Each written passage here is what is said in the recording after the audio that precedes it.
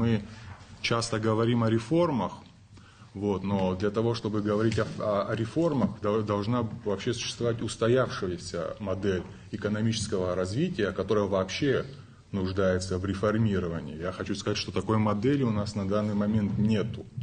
У нас фактически множество сфер жизнедеятельности нашего государства, и по экономической части, в том числе, они носят более такой хаотичный характер, я бы сказал.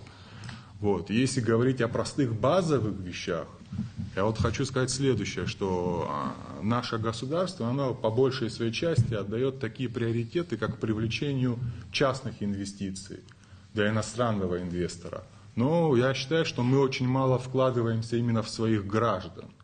И опять же, если вернуться к базовым вещам, например, я являюсь банковским служащим. Я работаю уже более 8 лет в банковском секторе, и на примере банковского сектора хочу сказать, что у нас отсутствуют стимулирующие элементы, которые призваны развивать частный сектор, давать возможность гражданам республики развивать малое и среднее предпринимательство. И за все время вообще существования банковского сектора эти механизмы до сих пор не появились.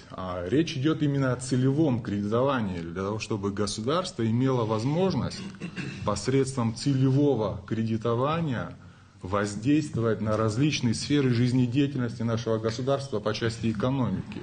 И таких инструментов у нас нет долгое время. То есть фактически можно сказать, что банковский сектор, он существует ради самого себя, не на благо развития экономики, потому что это звено, оно отсутствует, а исключительно для того, чтобы извлекать прибыль в свою пользу. И банковский сектор, он не исполняет ту важную роль, это как кровеносная система в одном большом организме под названием государство. Потому что банки, они призваны доставлять деньги в те места экономики, где они больше всего нужны.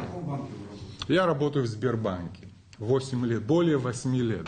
Я очень рад, что у нас появилась такая возможность взаимодействовать с вами. Я надеюсь, что этот формат будет развиваться и дальше. Я не хочу уходить далеко в политику.